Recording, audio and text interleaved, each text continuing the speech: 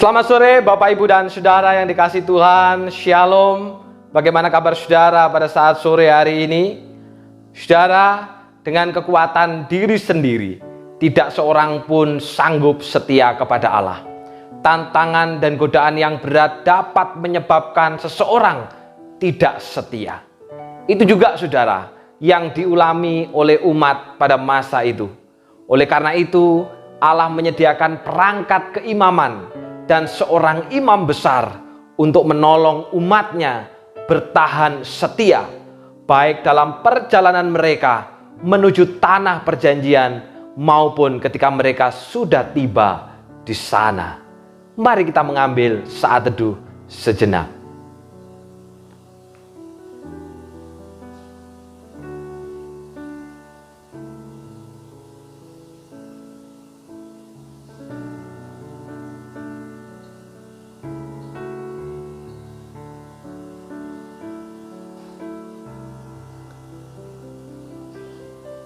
Persekutuan doa Rabu pada malam hari ini kita buka dalam nama Allah Bapa, Allah Putra, dan Allah Roh Kudus.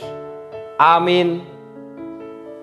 Saudara, penulis surat Ibrani kini memperkenalkan Kristus sebagai imam besar agung yang melebihi para imam besar yang pernah memimpin kehidupan rohani umat Tuhan. Jauh melampaui Harun dan keturunannya yang ditetapkan Allah untuk menjadi imam besar. Kristus telah dipilih Allah untuk menjadi pengantara umat manusia dengan Allah. Berilah hormat pada Allah. Kita nyanyikan pujian ini.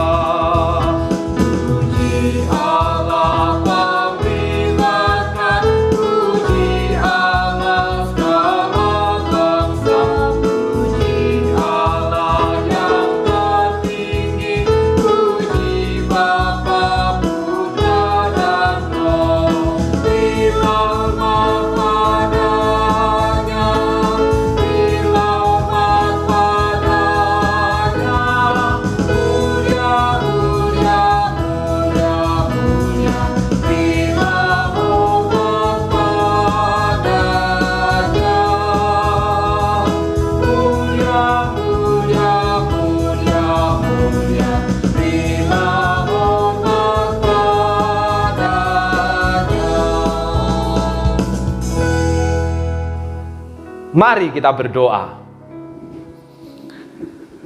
Bapa kami yang di sorga, saat ini kami berdoa dan memohon akan kasih setia serta karunia-Mu, supaya Engkau hadir di tengah-tengah kami dalam persekutuan doa malam hari ini.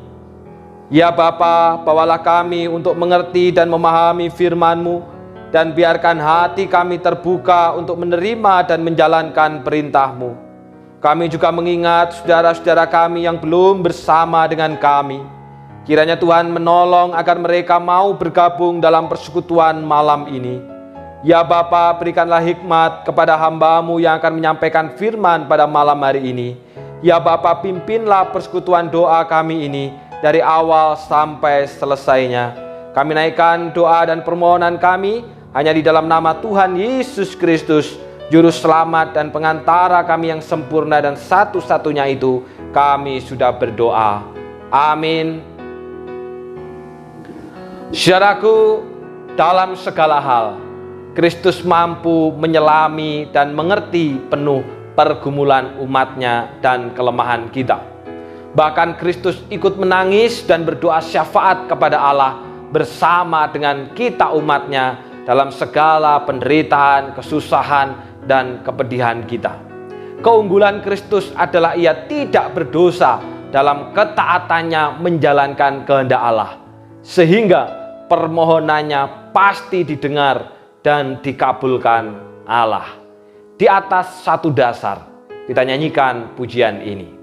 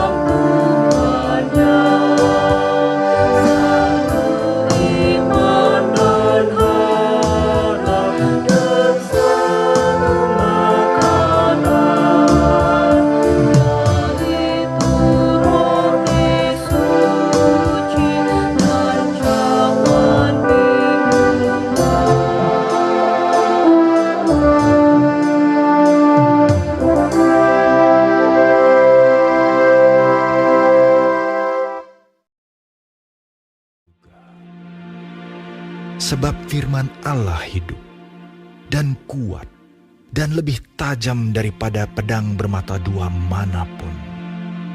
Ia menusuk amat dalam sampai memisahkan jiwa dan roh, sendi-sendi dan sumsum. Ia sanggup membedakan pertimbangan dan pikiran hati kita.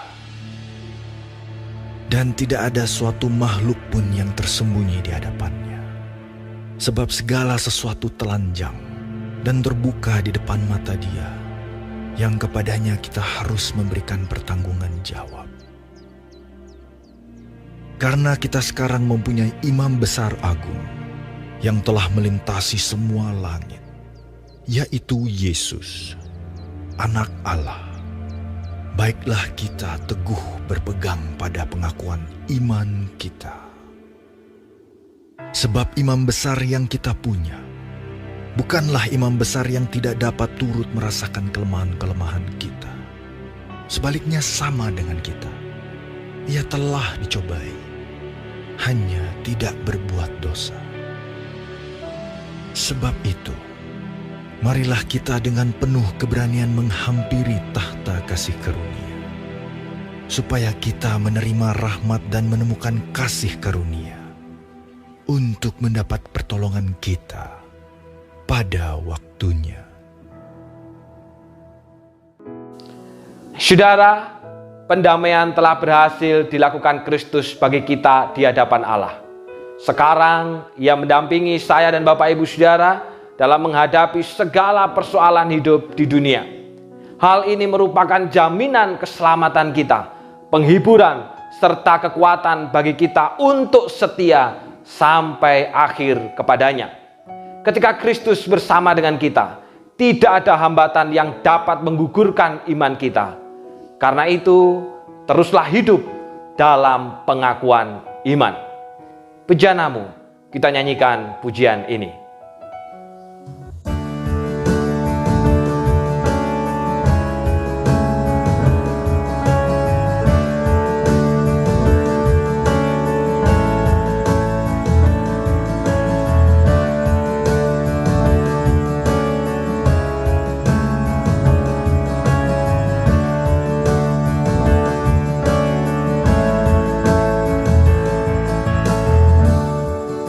Kekuatan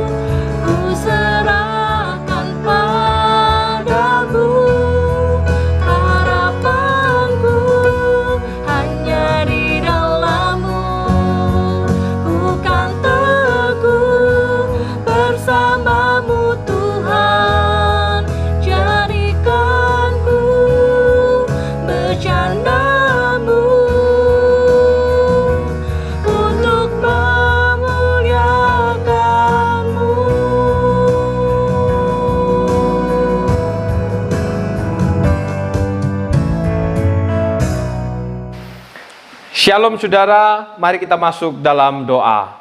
Bapa yang di sorga, kami bersyukur karena pada saat malam hari ini, sekalipun itu secara online, tetap kami mau beribadah, kami mau bersekutu, kami mau mendengar suara Tuhan, dan kami mau berdoa satu dengan yang lain.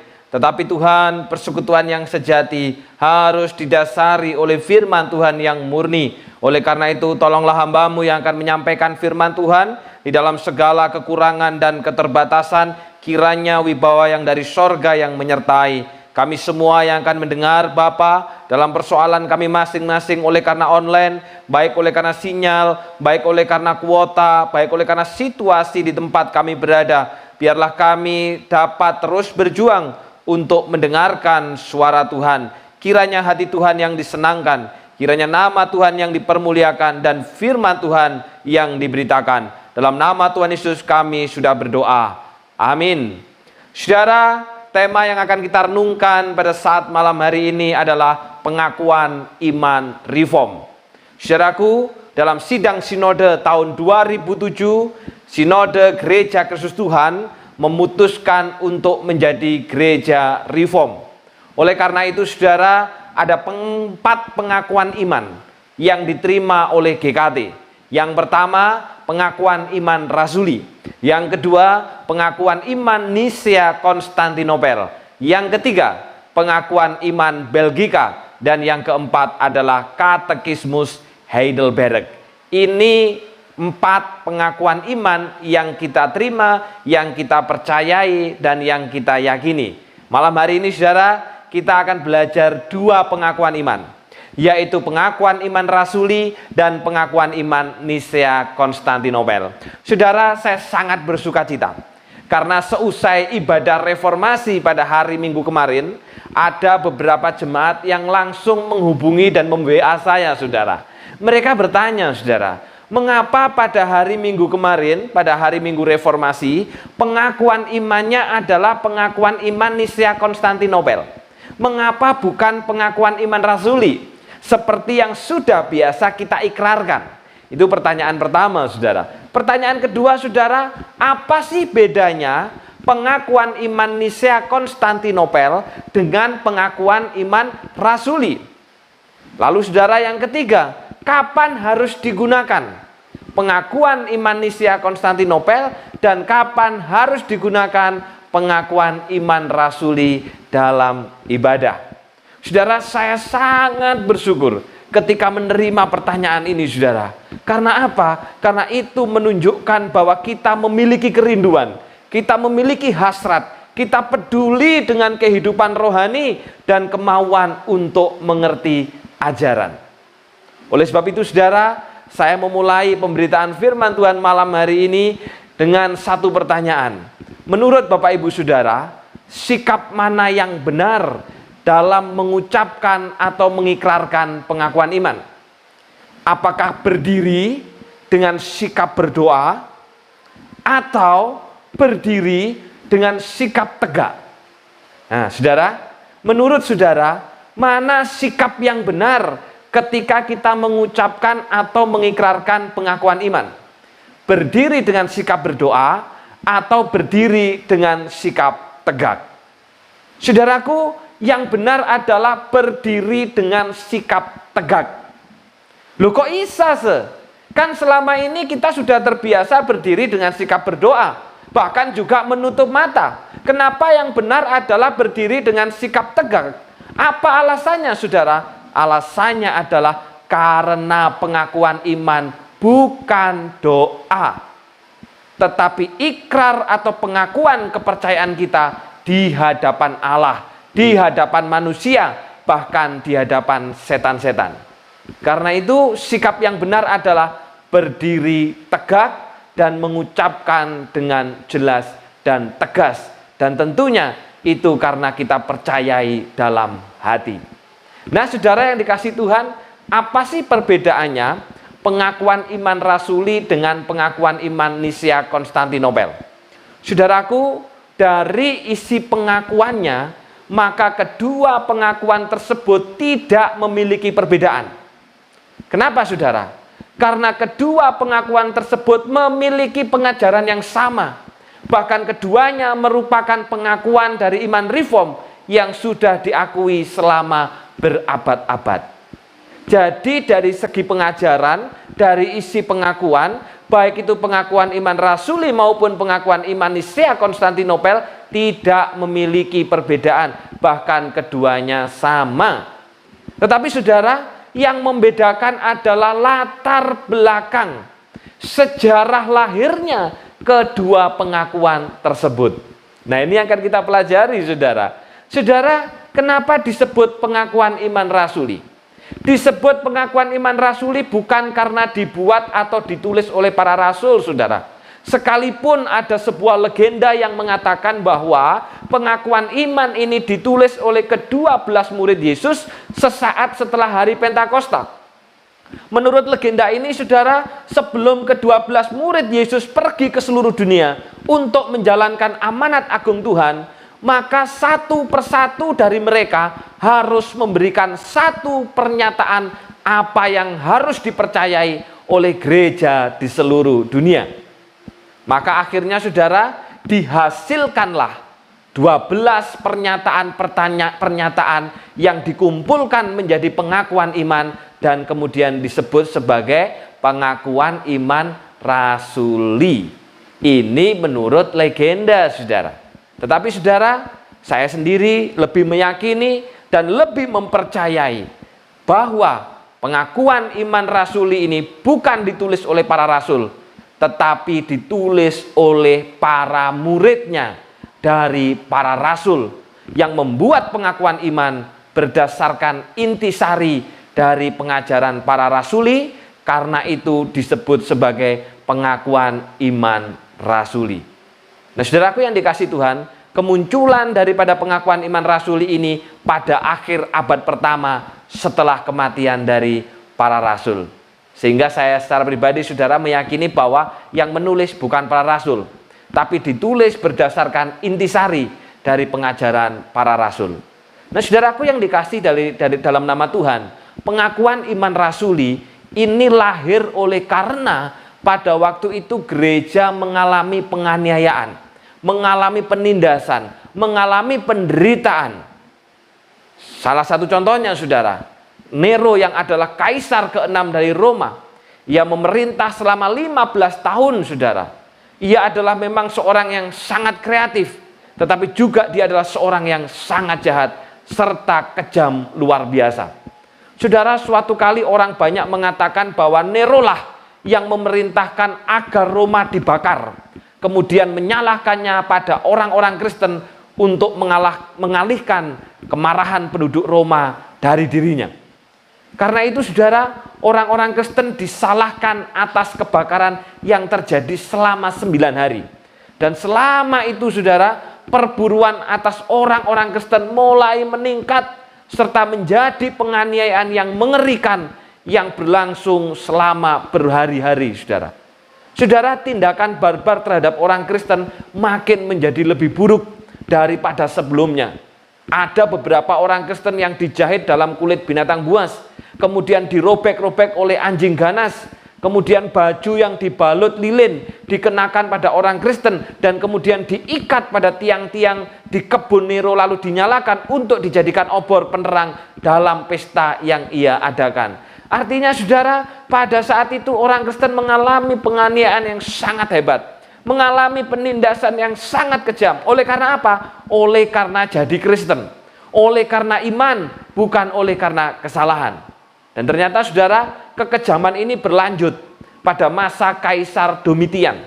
Saudara, Kaisar Domitian tidak kalah bencinya sama seperti Nero terhadap orang Kristen. Bahkan Kaisar Domitian ini berkata, saudara, jika ada orang Kristen yang pernah dibawa ke depan pengadilan yang boleh dibebaskan tanpa menyangkal agamanya. Artinya, saudara, dia boleh dibebaskan kalau nyangkal agama. Kalau tidak menyangkal, maka dia harus dihukum mati. Saudara, berbagai kebohongan dibuat selama masa itu untuk mencelakakan orang Kristen. Beberapa dirinya, saudara, bahkan begitu kasar sehingga hanya kebencian tanpa pemikiran yang bisa mempercayainya. Contohnya, saudara, Orang-orang Kristen dianggap bertanggung jawab atas bencana kelaparan yang terjadi. Orang-orang Kristen dianggap sebagai orang yang bertanggung jawab atas wabah penyakit, gempa bumi yang terjadi di salah satu bagian Kekaisaran Romawi. Padahal orang Kristen tidak ngerti apa-apa, saudara. Kalaupun ada wabah, kalaupun ada gempa, itu kan jelas bukan orang Kristen penyebabnya. Tapi saat itu, saudara, ini dijadikan alasan. Bahkan uang ditawarkan kepada orang yang mau bersaksi melawan orang-orang Kristen. Serta banyak orang yang tidak bersalah dibantai demi keuntungan finansial.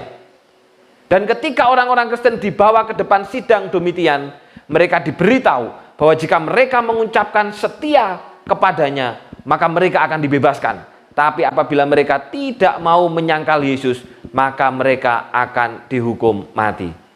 Saudara, fitnah dan berita hoax atau hoax selalu menjadi alat untuk menghancurkan dan memusnahkan kekristenan.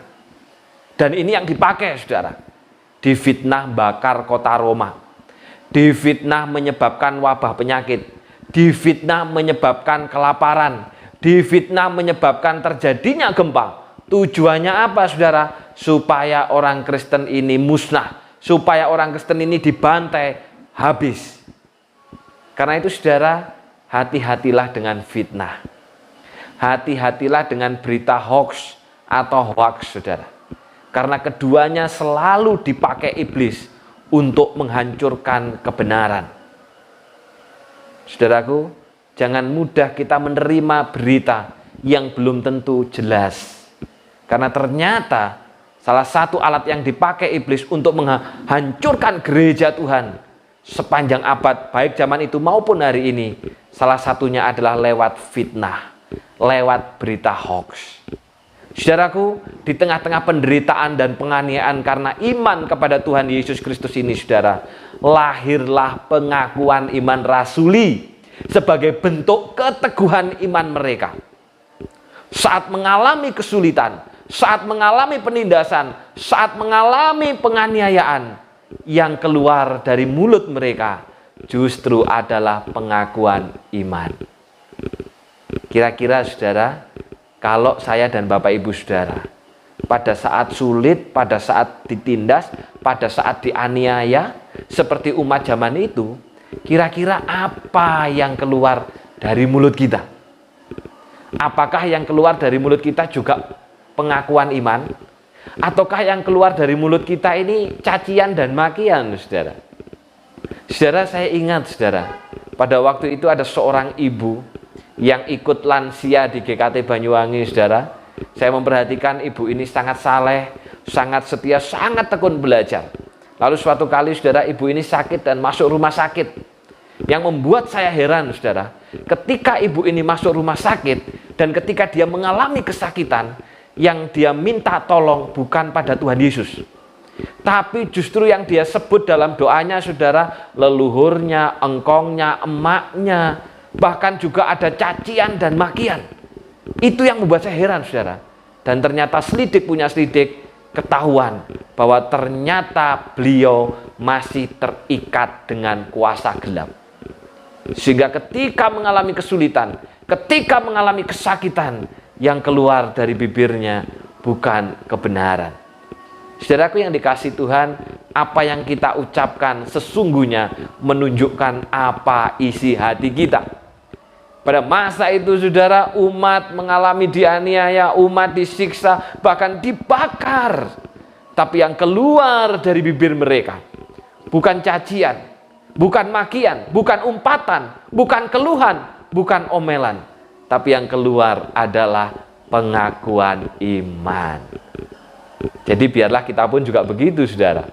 Ketika dalam keadaan sulit, biarlah yang keluar dari bibir kita adalah pengakuan iman. Karena itu menunjukkan bahwa isi hati kita juga dipenuhi dengan pengakuan iman. Saudaraku yang dikasihi dalam nama Tuhan, pengakuan iman rasuli ini dimulai dengan kalimat aku percaya. 3 kali, saudara. Walaupun dalam terjemahan bahasa Indonesia 2 kali memang, tapi memiliki pengertian itu sebenarnya 3 kali. Dalam bahasa Mandarin juga 3 kali, saudara. Wo sin.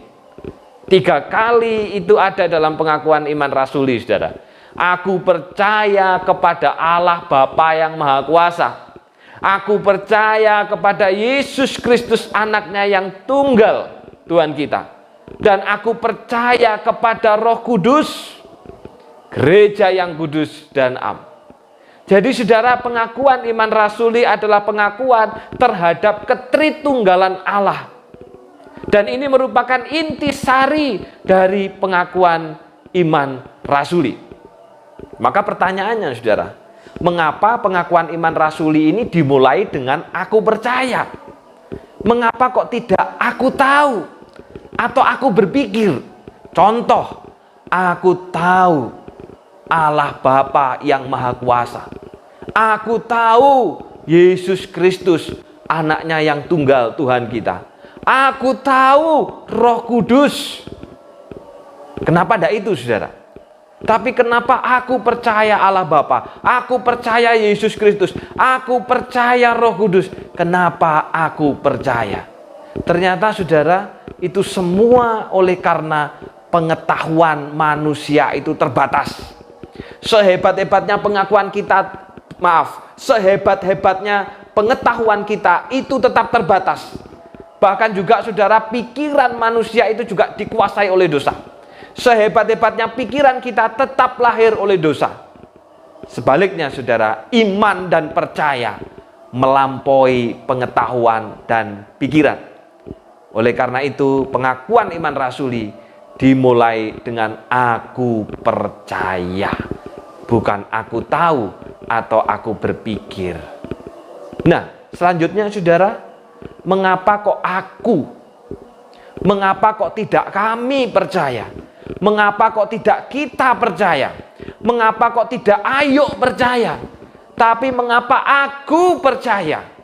Aku ini berarti bersifat pribadi. Aku ini berarti bersifat tunggal. Kenapa bunyinya seperti itu? Walaupun kita katakan atau ikrarkan bersama-sama dalam persekutuan orang kudus, namun kenapa bunyinya aku percaya? Nah saudara, itu semua oleh karena keselamatan itu pribadi, karena iman dan bukan karena keturunan, saudara. Saudaraku, demikian juga ketika kita berkata bahwa aku percaya, maka apapun yang kita hadapi, kita tidak akan meninggalkan Tuhan dan kebenaran. Sama seperti umat zaman itu.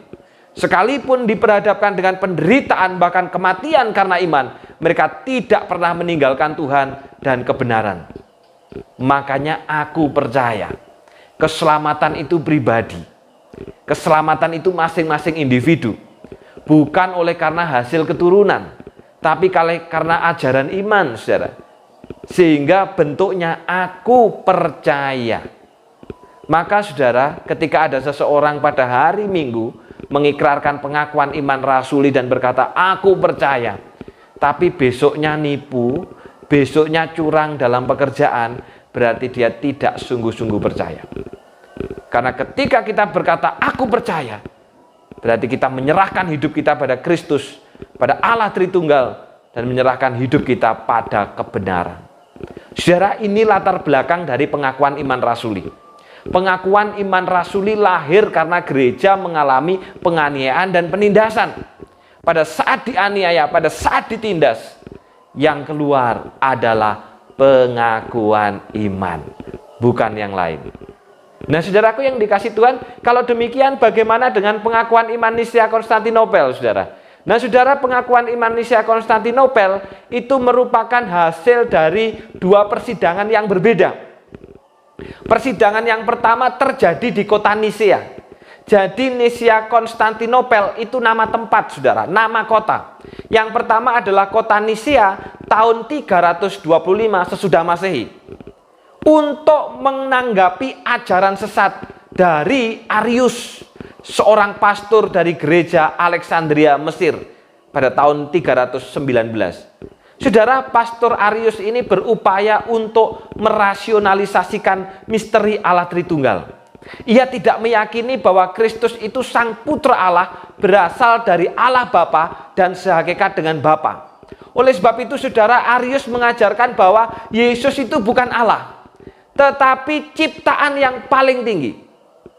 Jadi seperti ajarannya Saksi Yehova. Tentunya saudara, ajaran tersebut bertentangan dengan ajaran para rasul yang diwariskan kepada bapak-bapak gereja yang apostolik, bahwa Yesus memiliki dua natur, natur ilahi dan natur manusiawi.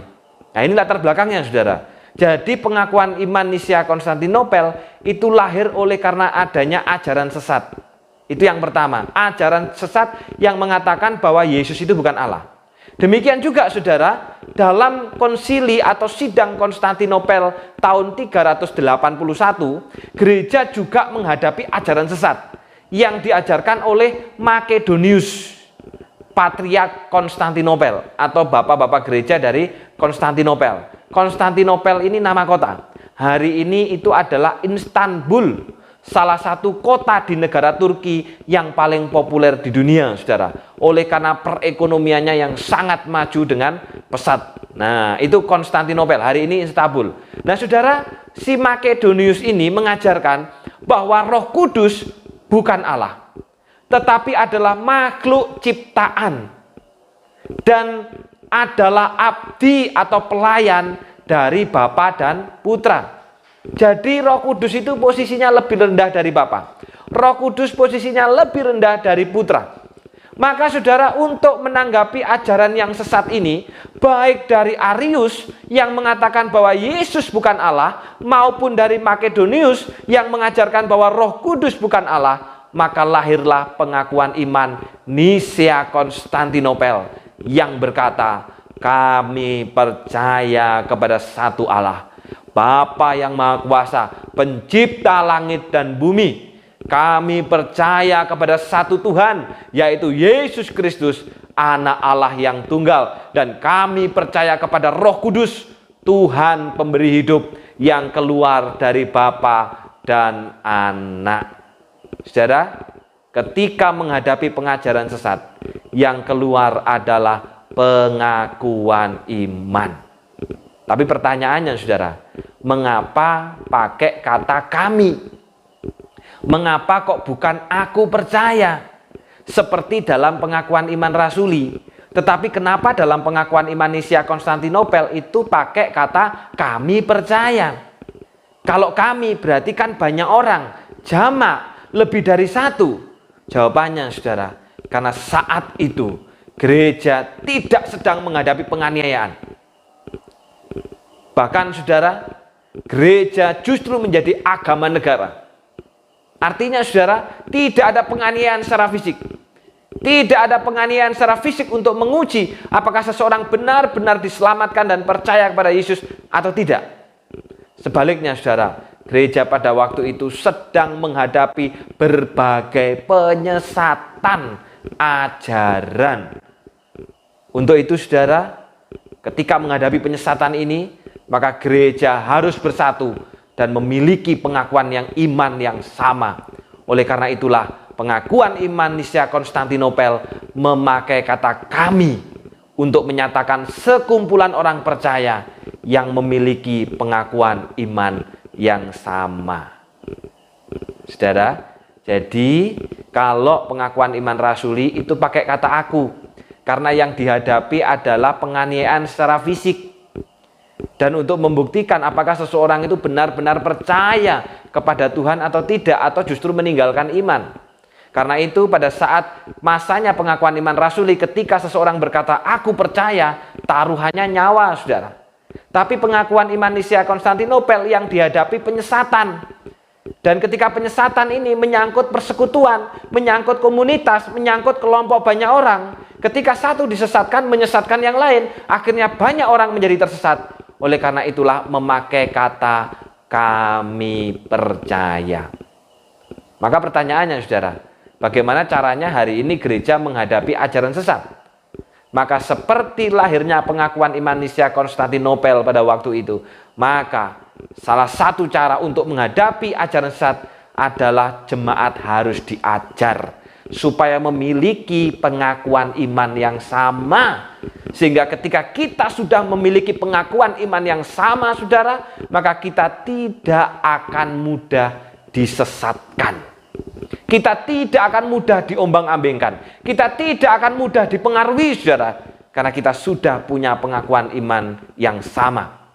Orang yang mau diajar firman Tuhan, saudara, pasti jalannya teguh. Keputusannya teguh. Apapun yang dia lakukan teguh. Sebaliknya, orang yang tidak mau diajar oleh firman mudah sekali bimbang. Mudah sekali galau, mudah sekali bingung ketika harus memberikan keputusan terkait dengan hidupnya ataupun juga hidup orang lain. Saudaraku yang dikasih Tuhan, saya mengambil contoh yang sepele, saudara. Ketika saudara kejatuhan cicak, misalkan di rumah tanpa sengaja saudara kejatuhan cicak, maka orang yang mau diajar oleh firman ketika kejatuhan cicak, apa yang dilakukan, saudara? Nah, yang dilakukan, saudara, pasti dia menghindar.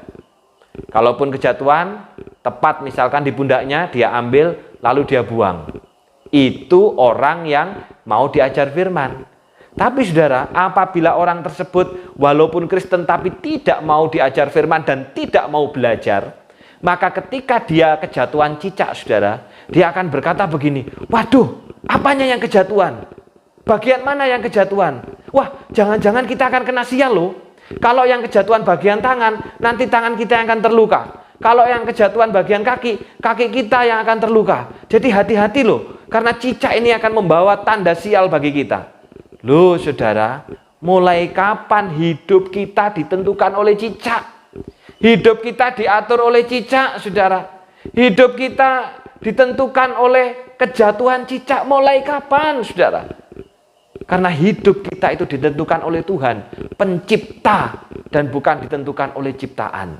Nah, saudara, kalau orang itu nggak mau diajar, dia akan ragu, dia akan bimbang. Oleh sebab itu, saudara, pengakuan iman adalah pengajaran sederhana supaya saya dan saudara tidak meninggalkan iman dan kebenaran, baik ketika menghadapi penganiayaan maupun penyesatan. Saudara, Ibrani 4 ayat 14 katakan, karena kita sekarang mempunyai imam besar agung yang telah melintasi semua langit, yaitu Yesus anak Allah.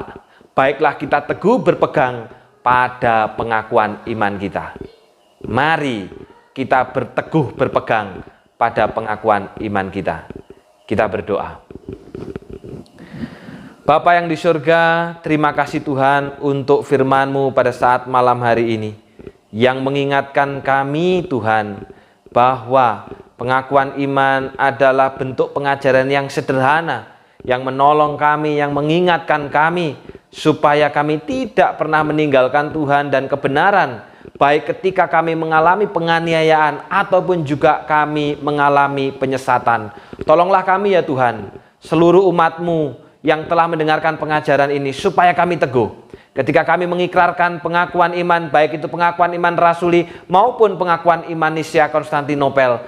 Bukan hanya sekedar kami ikrarkan, tetapi itu adalah bentuk kesungguhan hati kami meyakini ketritunggalan daripada Allah. Mampukan setiap kami Bapa untuk menghidupi firman itu, sehingga jalan kami makin teguh, jalan kami makin kokoh, oleh karena kami berpegang teguh pada pengakuan iman. Dalam nama Tuhan Yesus kami sudah berdoa. Amin. Bagi Bapak, Ibu, dan Saudara yang bersedia untuk saling mendoakan dan didoakan, dapat memberikan tanda jempol.